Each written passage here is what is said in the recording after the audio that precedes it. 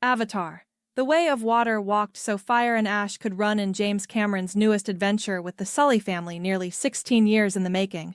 It's difficult to gauge whether audiences' interest in the Avatar series has waned since its explosive box office appearance in 2009.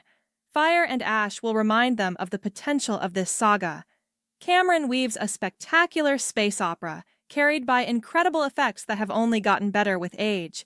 Yet the most surprising update is the ever-expanding lore of its world, Pandora, and the various cultures that now grow and clash on its vast surface, human or otherwise. Fire and Ash reconnects with the Sully family in the wake of the devastating loss of their eldest son, Mateo, and the end of the previous film. Neytiri and Jake must learn to carry on in the face of that loss, choosing anger and militant action as coping mechanisms. The younger son, Loak, Britton Dalton, taking over narrative duties, seeks redemption with his parents for his role in their current predicament. The other Sully children, Took and the adopted Kiri, Sigourney Weaver, along with the human spider, Jake Champion, grow and evolve with time. Kiri begins to explore her deeper connection with Eywa, the goddess of Pandora, and the abilities granted to her, causing Spider to be able to breathe Pandoran air.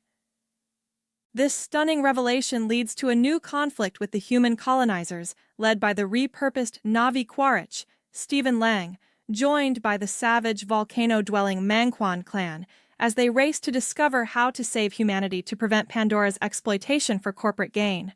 The most surprising aspect of this trilogy is that, despite keeping its environmental protection premise and sharp criticism of the corporate industrial machine, it still finds ways to grow.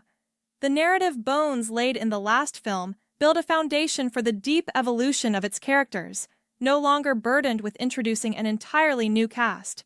The Sully children, in particular, grow into fully realized characters capable of existing separately from their parents, keeping the mysteries of Pandora engaging.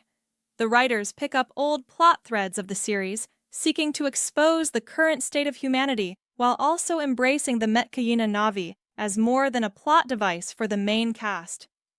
The plot further shifts to new Na'vi antagonists who feel less like a gimmick and more like a genuine adversarial force, led by the elusive Varang, Una Chaplin. This leader and her tribe have felt abandoned by their goddess and turned toward the purification of flame. Her fascination with Quaritch creates a dark reflection of the Jake-Neytiri romance, as they seek to exploit one another, becoming slowly more enmeshed in all the wrong ways. This parallel makes for excellent friction, keeping the premise fresh and full of possibilities. The visuals of this film are evolving at a rapid pace, particularly in the facial and visual animation of its Na'vi characters. If any VFX-driven film raises the question of whether the Oscars need to acknowledge this visual art form as a valid way for actors to express themselves, it's this one. You can see internal struggles communicated through subtle facial twitches and thoughtful expressions embodied by the cast. This technology has paved the way for larger-than-life set pieces that beg to be experienced in 3D.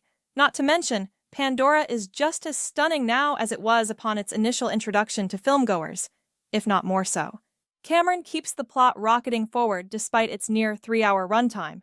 Don't worry, once the credits roll, it's over, while wisely slowing down for intimate character moments that humanize the cast. Whether the rumored 4th and 5th entries come to pass depends on box office results, though audiences will doubtless want to return to this rich, fully realized world. Sam Worthington returns to his career-defining role as Jake, who grows out of a grief-stricken past while wanting to protect his home. The plot allows him to sink his teeth into portraying a father struggling to connect with his son, rather than continually keeping him heroic, allowing for greater depth of character. Saldana's portrayal of Neytiri has always set her apart from the rest of the cast. Her commitment to the character still makes it difficult to believe she's fictional. Award this woman, and do it now. Lang and Chaplin together are electrifying. Their initial courtship is like watching two alpha predators circle in a deadly standoff. Chaplin would have been better served by a meteor role, as her moments get washed away in the back half of the film, which is understandable given the large cast, but still unfortunate. Quaritch becomes more central to the plot not only as a man with a grudge doing the bidding of corporate overlords, but as a father seeking to connect with his son, Spider, despite needing him to accomplish his goals. Fire and Ash makes a strong argument for why this series should continue and reinforces why it became so popular in the first place. Its stunning visuals, thrilling action sequences, and ever-growing world encourage curiosity and keep it engaging. Despite the third act being somewhat too similar to prior entries, its quiet, intimate moments and propulsive plot remind audiences why every trip to Pandora is worth it. If you like my review, please hit the like button and don't forget to subscribe my channel. Thank you.